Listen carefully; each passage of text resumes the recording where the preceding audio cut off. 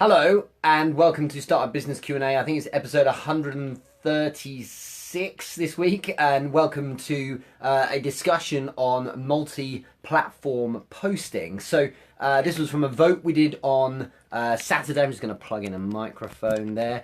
And very interestingly, a lot of people I thought would be voting for a topic on pattern interrupt, but it turned out that people were more interested in covering the topic of multi-platform posting. So I'm a bit gutted because I wanted to cover the other thing, but there's no problem at all, and it's all about providing what you guys want, of course. So thanks for tuning in. Thanks also to those of you who have, of course, asked questions already, so I'm happy to answer those. If you have a question about multi-platform posting, then please do post it in the comments. We are live here on Facebook and also Instagram today, not YouTube. We're also going to be on the podcast as well, so anyone who checks that out, hello to you, thanks for listening too. And what I wanted to do was very much jump straight in. There's a lot of important kind of questions being asked, but I really want to share that this is my philosophy. It doesn't mean I'm right or wrong, it means it's what I've found has worked for me, if you see what I mean. So that's the way you need to look at it.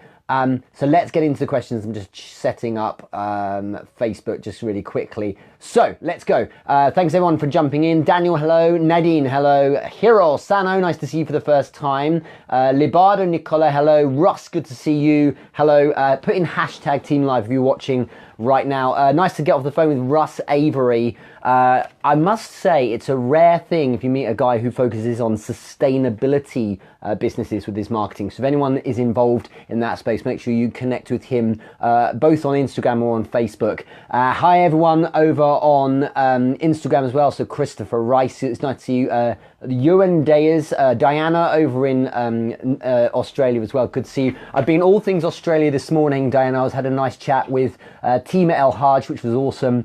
Of course, you two are running Entrepreneur Business Live Melbourne on May 21st with Christina Murrell as well, so I'm excited about that. Enough promotion. Let's get on with the questions. So, first question coming in. Again, if you have any questions on multi-platform posting, do put a little comment in there. So the first question came from Falguni Katira. You're showing up every week, so thank you very much for this.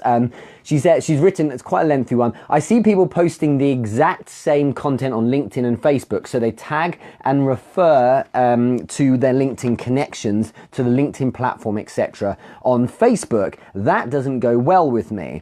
I believe the content across platforms should be a little unique. I don't want to see long form posts or 80 different tags on Facebook. On Facebook, the content should be something quick and little short comparatively. Agree?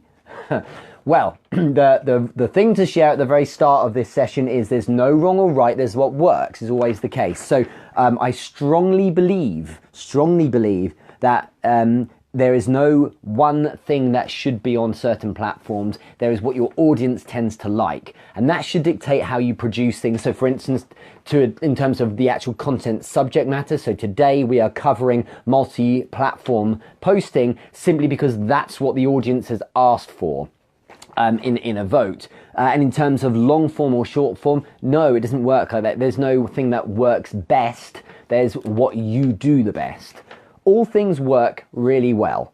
All platforms work really well, but only when you do them properly. Okay, so for instance, there will be people out there who still make money off direct mail. That's the stuff that goes in through your letterbox. There'll be people who still win on MySpace. Not so many these days, but that's still the case, you see. So I think bear that in mind. What we're asking here in this question is the Facebook content should be something quick and little short comparatively, probably more going in that direction. This is Facebook content, and it's typically 45 minutes to an hour of me sharing, but it's not watched so much unless it's by people who are typically kind of in orbit around me anyway, who are part of the community and I'm part of theirs as well. So if we look at the names jumping in, hello Carolina, Karen, Zeno, Russ, Diana and Nadine and so on, and Daniel.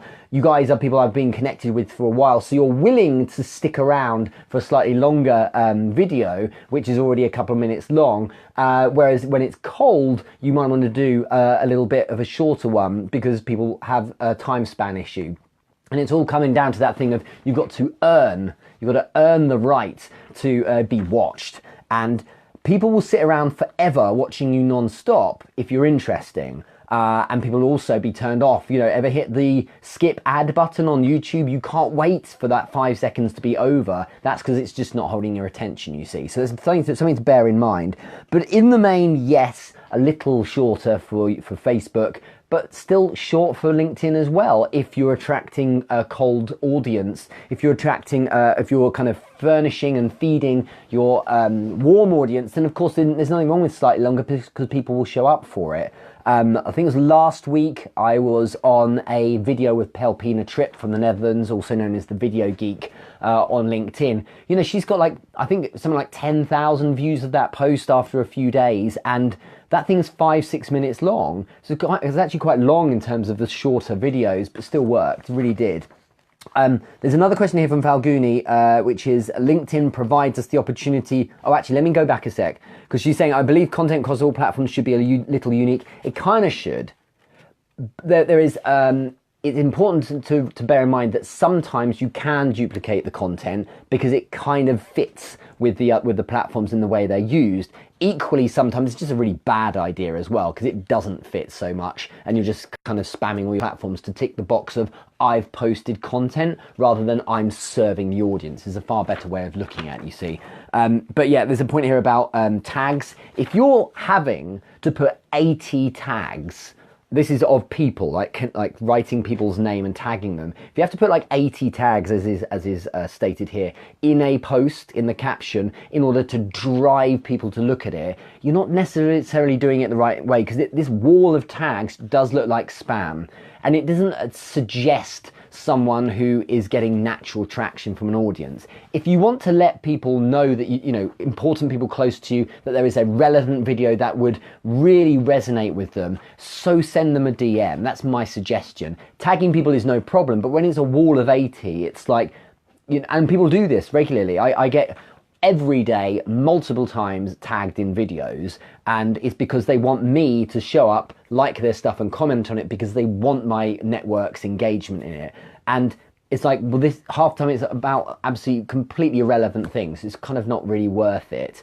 I think you look spammy. Well, you definitely look spammy, and also you don't get the engagement you want. It's turning off the very people you're tagging. Some very kindly will like it, but they're not going to engage heavily. So think a bit more meaningfully about those tags. We'll probably come back to that in a bit. You've added here, though, LinkedIn provides us the opportunity to do long form, short form, quick videos, 3 to 5 minute duration videos. However, on YouTube, can we go for much longer duration? Yes. Of course you can, but you can also do shorter ones. I've done both. In my opinion, the shorter ones for 3 to 5 minutes tend to work really well. What you've got to understand is that when people go on YouTube, they are there to consume video. They are there to sit and be entertained non-stop. And so those videos, a 2-minute one's fine, but they are going to be watching more video afterwards. It's like Wikipedia, right? Once you've read something, you're going to go down that rabbit hole and check out the next one. So when you're looking at a video on YouTube, you tend, usage or consumption of YouTube tends to be video, then more video, then more video, then more video.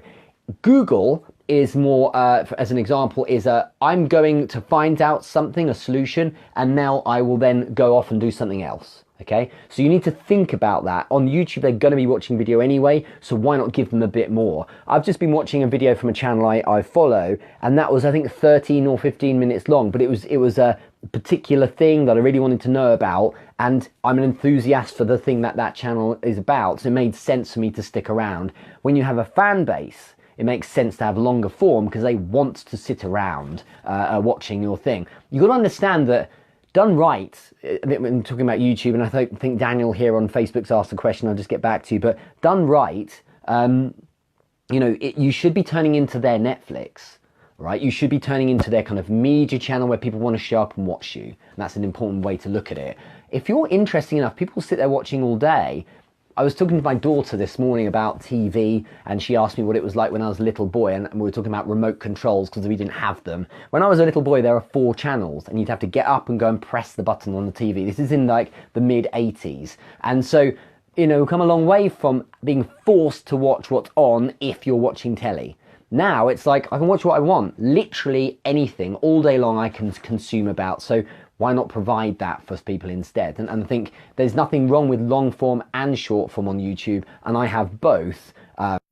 It seems to have worked. I was in YouTube's book of UK YouTube channels last year, so there's obviously something in there. Daniel, let's look at your point. If time permits, anything we should be mindful of while creating a channel on YouTube. I was at VidCon, which is about video content, a couple of weeks ago in London. It's the first one they had here.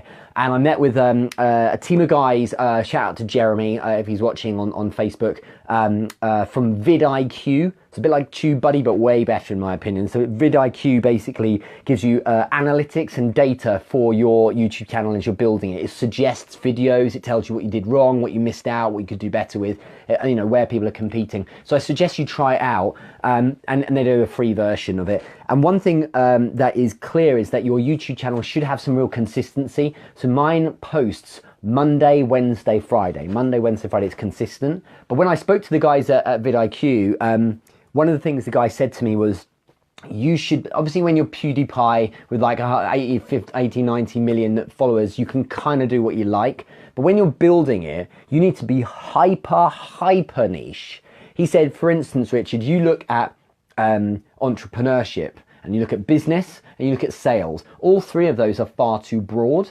Instead, you should be looking far narrower. So he said, for instance, you could do social selling as like your keyword, your thing you do. And you go and make 50 videos on every little thing about social selling. And what that does is it magnetizes an audience around that particular niche. And then when as you're grabbing, you know, and getting kind of momentum going, that's the point when you can expand out and start talking about slightly other wider things. But you'd be surprised how niche you need to go to get that kind of traction to come up in the search. That's something to think about. Falguni, I'm just going to finish these off. She's added on Instagram and Facebook, doing stories about the same kind about the same kind works. Yes, I think what she's asking is, do you do the same things on both? Kinda, yeah. I think an example of where you can duplicate content is Facebook and Instagram stories. I use Instagram stories a lot because I will post a story and get 1,000 views of it. I think it was one yesterday, got something like 1,800, 1,900 views of it. So it makes sense to, you know, to be using that. And on Facebook, I believe that I feel the mindset is that people are showing up in the same way. They're showing up in a social, I want to watch people have fun kind of way. And so documenting your day through on both makes sense. Duplicate the two. Same goes for Snapchat. So one thing we're starting to dabble in with my team and I is not just posting from Instagram stories directly to Facebook, but also to download and upload to Snapchat, because it's essentially watched in the same state of mind to a degree.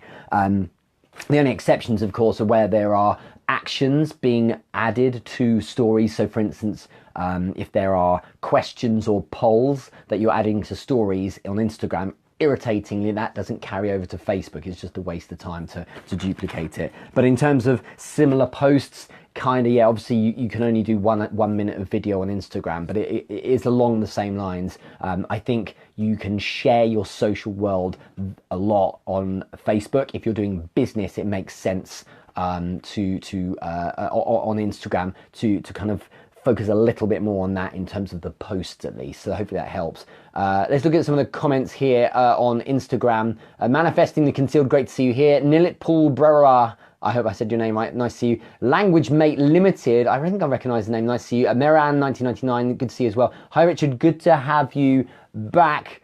Quote some blogging ideas maybe. Yes, I might be able to get to that soon. Elaborate on what you mean, if you could. Brian's Arnold, nice to see you. Simply a God, thanks for joining. Sir, you go for a blue tick because you're doing the best. I'm impressed. Thank you very much. Very kind. Let's see if there's any comments on Facebook as well. Nice to see you, Stephen. Daniel answered my question. Good. Nadine, nice to listen in. Team Live. Good. So let's go on to the next question. Daniel Nunes, since you're here, let's answer yours. As Miss, because this follows on, he saw the question, as Miss Katira mentioned, and going back to what you discussed about being transparent and exposing different aspects of our true selves, are there posts you feel get more traction on LinkedIn and Instagram? Well, I feel on LinkedIn, because it's a B2B platform, it makes a lot of sense to produce content that provides help with the services that you will ultimately be paid for. So I provide value and tips around the services, so selling, for instance, that I would like people to pay me for. So I think the last post I did about 24 hours ago or so, or a couple of days or so ago, was on a top tip for B2B selling.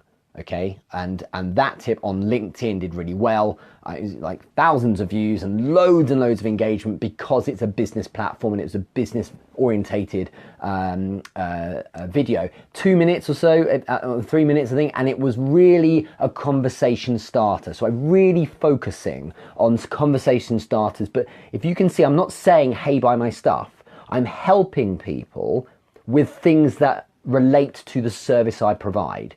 Because what happens is people naturally are curious. They click on your profile. Oh, you have this thing that's relevant to the thing that you're useful for, Richard. I will then check you out and maybe buy stuff as well. So that kind of organically helps a lot. Christine, good to see you. David Potster, good to see you. And Ishmael Dumas, good to see you as well. Thank you everyone for joining in. But that's my view on that, Daniel. Think about what you can sell. Map back from someone buying it. They're only going to buy if they're keen on you. If you're trying to leverage a post to get them there on LinkedIn, it makes sense that you're sharing technique and help and tips and value and whatever around the services that you can provide, because you're positioning yourself as an expert. Simple as that. Is it the same on Instagram? Yeah, why not? It makes sense to do something along the same lines. But Instagram isn't always tips as so much as showing me as a practitioner, okay? Show me actually doing it. So I will be posting about the actual services I'm providing, not about it, I'm posting me doing the services I'm providing, for instance, to a degree. And that is actually reflected in my stories as well. I get a lot of engagement when I walk out of an office, flip on Instagram stories and record something I've coached someone that day. It really tends to kind of resonate with what I do in general. And that's all about that thing about the pure signal. There are slight nuances that are different, as you're probably sensing with different platforms, but essentially there's that pure signal of it being the same kind of world of the services that I provide, if that makes sense. Thank you everyone for these kind words on Instagram. Okay, next question. If you have a question on multi-platform posting, let me know, but let's jump on to David Potts since you're here. Geez, I keep missing these votes.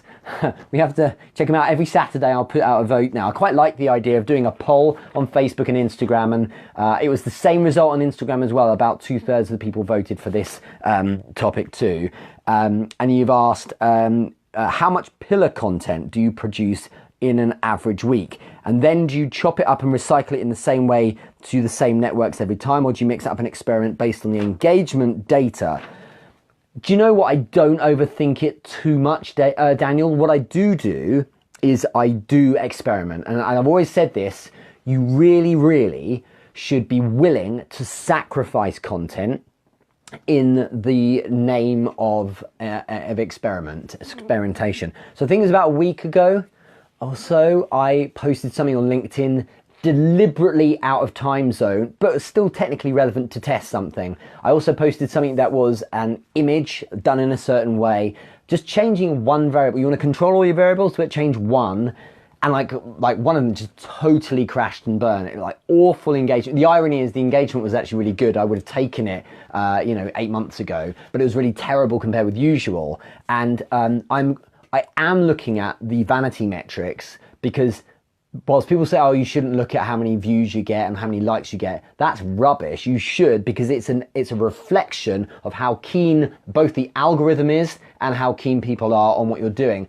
Dot Lung is here. Hello, Dot. All the way from LA, I presume, right now. If you are, you're in the middle of the night. Nice to see you here as well. Dot is actually going to be streaming live to the Barcelona event exactly 1 month yesterday.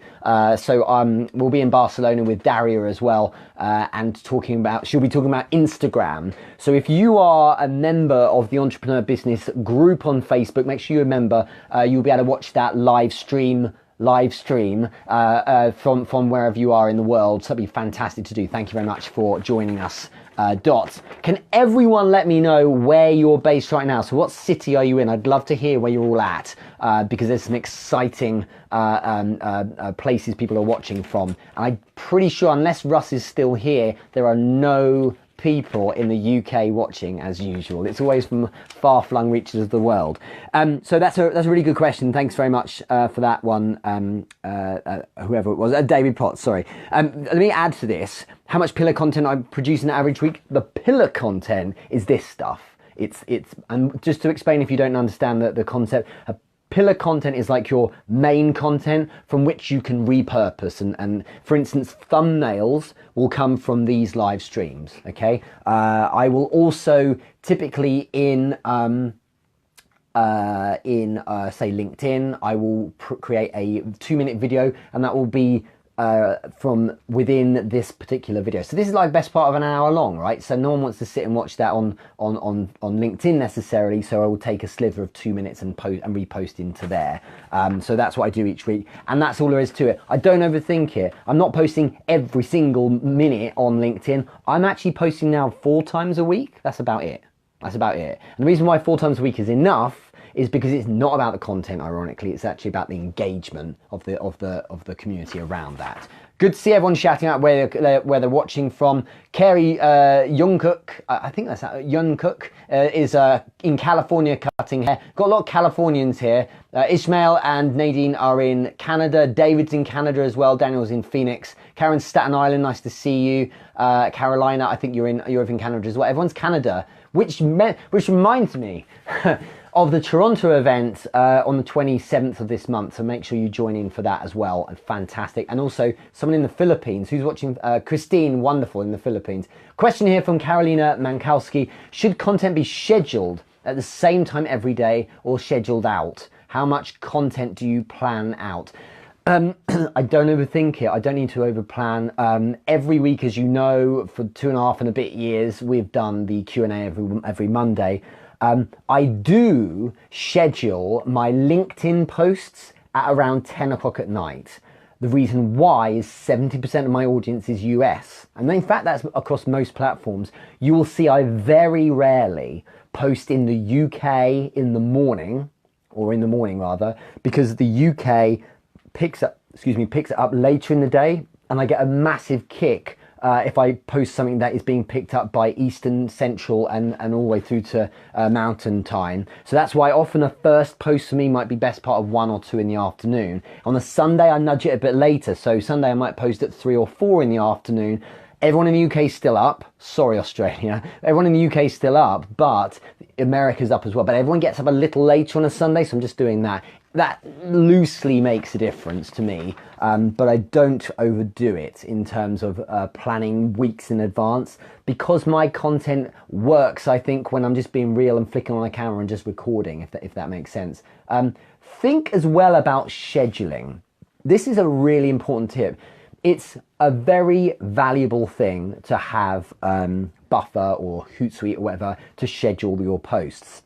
However, if you are going to use a scheduler, the thing is that you need to babysit your content for the first half hour or so. The reason why I think that's the case is that the algorithm, people say it's cute to say, oh, don't worry about the algorithm. If people want to engage with your stuff, then they will. No, because if you feed the algorithm, then more people that can engage in your stuff will do, and so it's intelligent to make use of it, at least a bit. What your algorithm tends to want across platforms is plenty of regular traction, but also early traction as well. What it wants is people going, oh look, Richard's online, he's just posted that thing, and everyone jumps in. So the algorithm at the start of, in the first half hour is kind of important to feed. So I will be sitting with the post.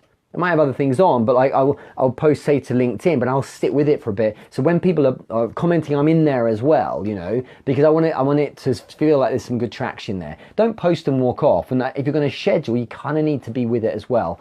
That's why if I could schedule content to go out automatically on LinkedIn, I kind of wouldn't. I would want to be there and manually kind of engaging with the people as they show up. Okay, so hopefully that helps answer your question, Carolina. Let's go if there's more down here. David Potts, yes, where and what time? I messaged you yesterday. I don't know what that's related to, sorry, so send me a message, I'll catch up. Unless you were speaking to someone else. Kerry, thanks for the shout out. Glad we connected on LinkedIn. Absolutely, I'd never done social media. Good. Well, this is time to learn how we're doing it. Let's move on to the next question. Jesper Back Engel has asked, how long should you give a platform before you evaluate your ROI, return on investment, and whether you should keep it? Maybe slightly off topic, but my question already got mentioned. The reason why this is an interesting question is because it comes up a lot. And the answer here is that all platforms work really well. All platforms work really well unless you're not using them properly. So if you're using a platform and getting no response, what it means is that you're doing it wrong. It's your fault. And that's good news. The reason why that is good news is because it's just something you can fix. People who try Facebook ads and don't get anywhere are not doing Facebook ads properly. People who post on LinkedIn and get no engagement are not doing it properly. It's as simple as that. If you don't get any return from Instagram stories, you're not doing it properly. To start with, you won't get much, so you have to build up. But the reality is, if you're not doing it right, that's the reason why you're not doing well, not because the platform's no good. Once people get over themselves and realize it's them, not the platform, oh, it's rubbish, I'm like, Instagram's no good for bit. No, it's you're not doing it right, okay? So there's plenty of people out there who are doing a great job of it. All you need is one person doing a great job, which means it's possible, okay? And I think what I would say is, in terms of giving it time, that also depends, yes, but on how much effort you're putting in. And also what you know, because there's trial and error, right? So when I started leveraging Facebook for business, it would have been 5 years ago properly, maybe more like 4. And it was trial and error and learning as I go. And obviously you still learn, we always have more to learn and so on. But if you look at what I did, I knew how to build communities, and I knew how to do good content because I got good results elsewhere. So in March last year, when I did my first like rollout into LinkedIn, I knew I would get good traction. So for me, LinkedIn was a month, and I started getting inbounds from it. But I really felt like I knew what I was doing. And obviously I've learned a lot and so on, yes. But I think I went really hard at it. I was like, I need to crack this fast. I need to really explode onto it. So the first month was going crazy. I also knew that on day one, when I started producing content and engaging in LinkedIn, I said to myself, because I'm like this, I was like, I'm going to sell a course on the basics of LinkedIn as how I did it after 3 months. So I have till June, I need to produce this. So I started with that in mind. And so I went hard at it, and I made loads of errors here and there, but in the main I did very well. So if you're going at it piecemeal, as opposed to, showing up every day and putting the effort in, and what does the effort mean? Let's be real. Pretty much a post a day. If you're, for instance, we talk about LinkedIn, you don't need to worry as much about the weekend, because culturally no one really uses it on weekends, apart from quite a small community of people. Small community of people anyway, right? So the weekend kind of doesn't matter as much. You can go hard on every single day. You can post multiple times, as some people do. I post probably 3 to 4 times a week, and that's it.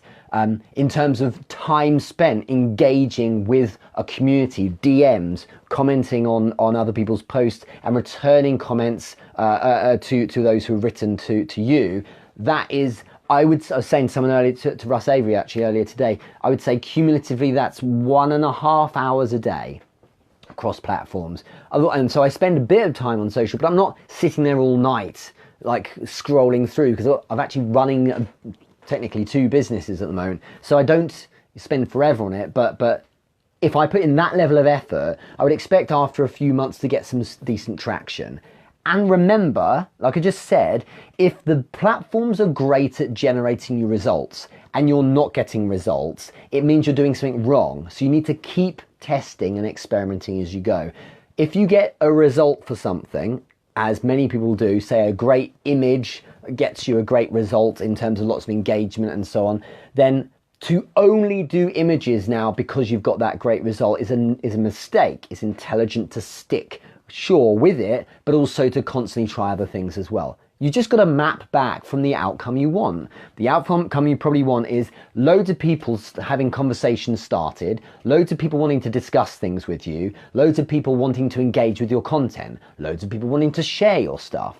What would make people do that? Well, it's content that they would find useful or emotionally interesting, both amusing or thoughtful or whatever it might be, not just you talking about yourself. Imagine people that have never heard of you, what's going to get them to warm to you? Maybe it's humor, maybe it's value, and on something like LinkedIn, tips are a really good one, for instance. That's where I'd look at it. Brian has asked on Instagram, how long do you think till a person sees some real results? Like I say, in the first month on LinkedIn, I was getting people starting to tag me in posts, people starting to shout me out a bit, but also I started getting inbounds, Brian. So by the back end of that first month, I was getting people saying, hey, could you help with this? And I saw a small trickle of inbound traffic onto my website, which turned into occasional course purchases and things like that. But I knew what I was, to a degree, I feel like I knew what I was doing. I was borrowing a lot of technique I'd used on Facebook as well. I felt like my content was fairly decent too, okay? So that's my response. So if you gave it 3 months and you got no real return from doing it properly, then that's the suggestion you're really off point. So, but along the way, whilst experimenting, you should also be engaging with people who are doing a good job. Hop on a call with them, ask them what they do, or just watch what they do. Again, I know I'm switching to LinkedIn a lot, but if you look at LinkedIn, look at people who are doing really well. Okay, go to their profile, and on their profile it will have interests, posts, so the stuff they've posted, but more importantly it will have activity. So like on Facebook, where you've got an activity log for the stuff you've done, the posts you've liked, the comments you've made, you'll see all of their activity. You can see if they've liked something, if they've written a comment, if they've posted something. You can literally follow everything they've done, every move, other than send DMs to people on LinkedIn. Go follow that and do something similar, even show up on the same post. It's a really good way of kind of hacking into what someone else has done. Kodari, sorry, I forgot your name on. Do you keep your income options open? Can you explain a bit more what you mean by that? My income options, as in, do I keep an open mind about how I can make income? Hell yes, of course. There's lots of different ways in which income comes to my house. That's the way to do it, I think, rather than just one. Thank you, Nadine. It's a nice comment about how being direct. Carrie's asked, Instagram has been helpful, or written, rather, she said, I have not tried IGTV live yet, but I will. Followed you from the start on LinkedIn. Inspiration you are, Richard. Thank you very much. So when I was at VidCon, my friend John Uche, who's one of the product guys with Instagram, had flown in from San Francisco and he was talking about IGTV. I strongly suggest you try it out. Obviously with an Instagram post you get a minute, but IGTV is long form, so you can go like video for up to an hour. You can really go for it, and it's full vertical as well, so you can really go crazy. I need to use more of it, to be honest, but yeah, it's good because if you've got video you can upload it there. And there's a lot of wonderful things that are coming in the pipeline with that as well. So hopefully that helps. Daniel Nunes, absolutely reverse engineering from the desired result. Let's go on to the next question. Danny Battersill asked me a load, so I've picked a couple about what's the best time to post? Well, map back from the outcome you want. The outcome you should be looking for when you're posting is, in terms of timing, isn't when is it convenient for me? It's when is it convenient for the people I want to watch it.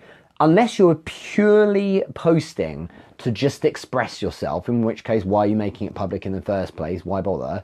If you're actually focused on trying to get an audience engaged, well, the simple answer here is when are they going to be available? But go deeper than that, not just when are they technically awake, but when are they habitually likely to be checking their phone? First thing most people do in the morning when they wake up is they don't say hi to someone. They roll over, grab their phone and see what's happened since they were asleep. They want to look at any engagements, any kind of notifications, any emails they've got, anything. So you want to be top of feed at around the time that your main audience is going to be waking up. You know, if I'm targeting targeting the East Coast, so like New York, I'm not going to be posting when they're probably hard at work. On a weekday at 10 in the morning, those on the East Coast of America are typically working. Plenty of people are having coffee and so on. But if I post at 8, they are more likely to be checking phones, because, or 7 or 8 or something like that. So think about that. Think about that kind of timing. Lunch times as well. Or, in fact, think about it a bit more intelligently. Lunch time is when people are eating, right? Just before lunch is when people start checking their phone, because people don't want to do their work. They're looking forward to their lunch. They're starting to kind of do anything but avoid work because they want to get on with lunchtime. So just before that can actually work quite well. Okay. And so that, hopefully that helps. A few messages coming through on Facebook. Great to see you, Zach. Got finally a guy from the UK on, so thanks so much for joining. He's asked, might have missed this already, how do you post to multiple platforms with the same content? Well, the way you should do it is natively. So you would, the mistake is, for instance, a mistake would be to get a video from YouTube and take the link and share it on all the platforms. That's the old school way that doesn't work. The algorithms will throttle you because you're sending traffic technically away from, say, Facebook to go look at YouTube. It's not what they're after. You're sending their audience to a competitor. Instead, you use the if you must post the same thing, then it would be natively uploaded to each platform. That's the way you need to do it. So that's how you do it. What I would say though is duplication is a problem, because nowadays the algorithm will be looking at whether or not you're just simply copying and pasting from elsewhere. So if I was to produce an article on LinkedIn and then copy and paste it onto my website, the kind of Google spiders might not like it so much, it wouldn't rank as well. It's far better to repurpose it slightly. In essence, it can be the same article, but it shouldn't be duplicated exactly the same. So I might change the title slightly, change an image, move a couple of paragraphs around, and move some words, like change some words as well. So that can help against the whole duplication thing. So that's kind of a way to do it. There's obviously a lot more to it than that. David Potts, do you subscribe to a version of the 80-20 rule? Yeah, I'm massive on the efficiency, David. And I'm very much of the opinion that most things don't matter. Most things aren't fundamentals. How good my logo looks isn't a fundamental. When I post my content isn't as much a fundamental, unless I'm being stupid and posting at 4 in the morning when my audience is going to be tucked up in bed. But the 80-20 rule, you know, the Pareto efficiency, as many people call it, is you spend 80% of your time doing the 20% of things that really make the most difference. And you know, yeah, I spend most of my time doing the things that have most impact. Okay.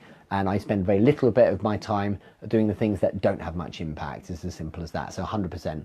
Daniel has asked, or added, if I'm not mistaken, your IG lives come up on IGTV. I think they probably, I don't think they do actually. I've not seen that, but I'd be interested. Dot, if you're still live with us now, is that true? If you do an IG, so Instagram live like I'm doing right now, would it show up on your IGTV? It'd be interesting to hear from you on that. Would you use clips of a longer video to make certain points on a different platform? Yes, it's precisely what I do. So this video is very long on Facebook. I would be looking, later this week, I will scrub through it on my video editor and look for if there's an interesting question or comment. I would take out, that 2-minute segment, and I will make a video out of that, and I'll stick it up on LinkedIn. It takes me 45 minutes. I've got to add the captions, maybe a bit of production, but basically I've already shot the video, so you might as well make use of it again. That's the way to do it. Okay, David, nice to see you, David, Amy, watching as well from Facebook. Let's jump on to the next question. So I think I've answered most of them. James Perry, is it better to be on more platforms or just one or two? Jack of all trades, master of none springs to mind. Technically, it is better to be on all the platforms that are relevant to your audience. If my audience, if I'm targeting corporate finance people and I help them with corporate tax, I'm not going to necessarily need to be on TikTok, which was Musical.ly, as much. Unless I'm trying to court Gen Z for in 20 years time when they're in the position they might buy my services. That's a long play, right? But I think it's important to understand that you should be on the ones where you need to be, but that's easier said than done. You should, more importantly, do what you can do.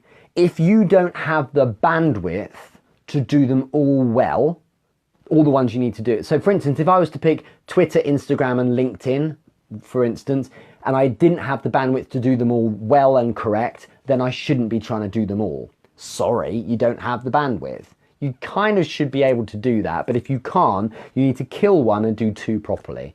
My strong opinion is you get one right first.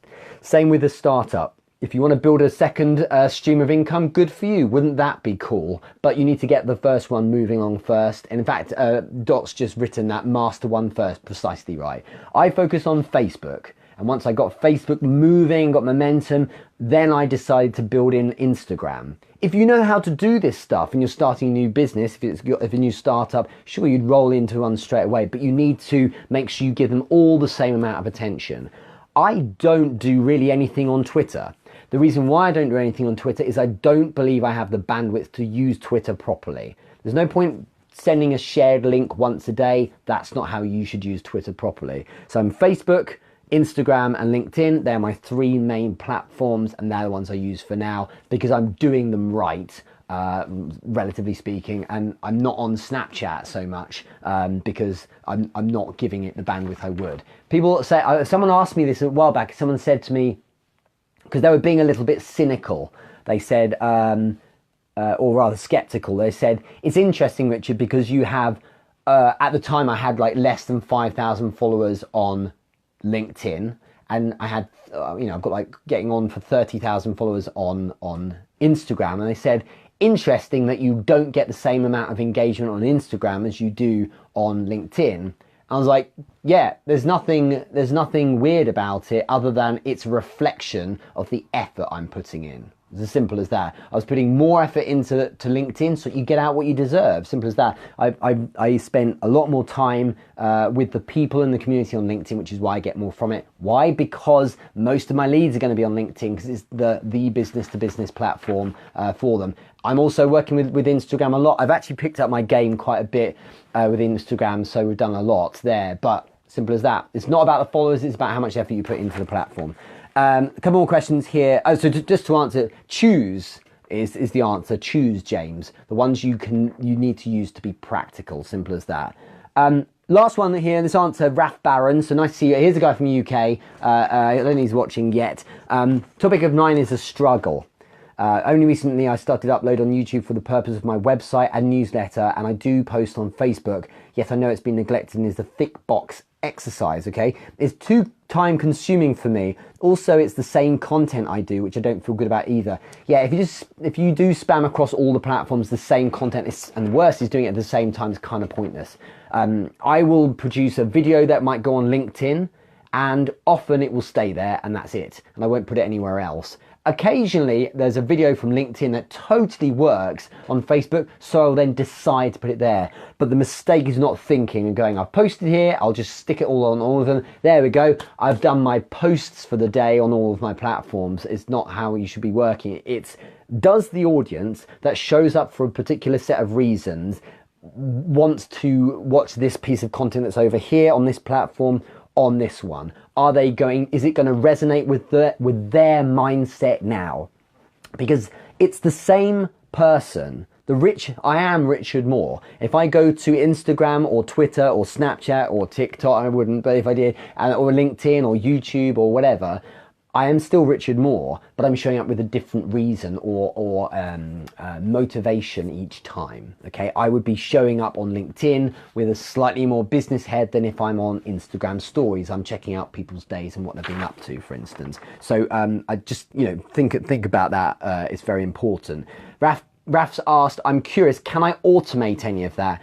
Yes, you can, but I think that I would suggest you maybe, rather than banging out loads of content that's automated, you can post a little bit less and spend a bit of time with it. Babysit the content, I think it's a really good way to do it because the community work is the game. It's not just posting content, because the mistake is post something, hopefully it'll go viral. Oh, it didn't. Post something else. Keep posting. No, I saw someone earlier today who's doing this on Facebook. I know them very well, and I haven't got the heart to tell them because they wouldn't take it the right way. But they post every single day, and no one views their stuff. And it's like, there's no point in doing this because no one's looking at it. You only should bother if you're going to get engagements. You go and get engagement by actively seeking people, engaging with them. That community work really matters.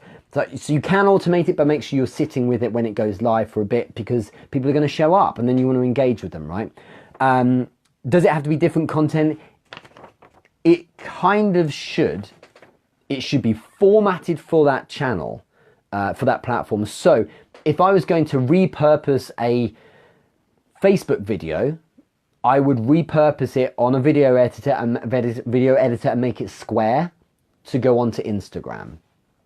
If I have a 2-minute video and I'm going to put it on Instagram, because I can only do 1 minute, I will need to take a minute from that and do a new end card or call to action. Otherwise, it will just cut off. It just, like, that's lazy. Do it properly.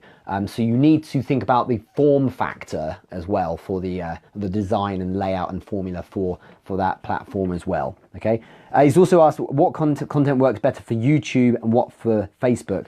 You know, it depends what kind of channel you want to have, Raf. I think for you, think about, you work a lot with feedback and giving feedback to corporates. It makes sense for you to focus on practical tips for doing that and go hyper-focused on your thing is called the F word, which is really good. It's all about feedback. So just go hard on regular, consistent, delivered content on that, on YouTube. I think on Facebook, you could do some of that, but Facebook, I would be documenting you in the moment doing this service, if that makes sense. So sharing yourself at your clients, or if that's sensitive when you've just walked out of a client, something you've learned from it, as opposed to out and out tips, which is a bit more like what you do on YouTube as a resource, a learning resource, and in fact what you might do well with LinkedIn doing. I think that's what you do anyway. So hopefully that helps. I really hope that this has been useful for you. Thank you so much those of you that voted and asked questions as well. So Daniel, Raf,